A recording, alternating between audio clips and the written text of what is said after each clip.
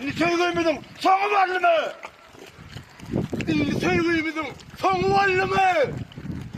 Cevap ver. Ver de cevap. Ne adım yan?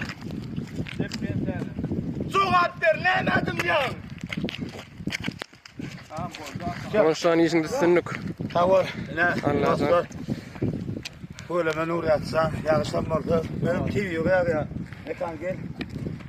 Yarın yaktırdı da gel. Berrekti şöyle yaktırdı da. TV usu.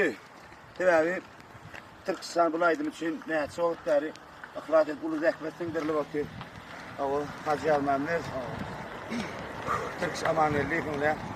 Pampis çıkacaklar bir şey. TV yakışır ya mekan. Böyle aktörlerim kokuyu bulamıyor. Böyle okuçulamın biri. Sağ ol Konuşan. İşinizi sünük mekan. Davay. Soğuk olsun. Başlarımız Türk samaniyeli Fazıl Mehmet Allah'tan. En soğuk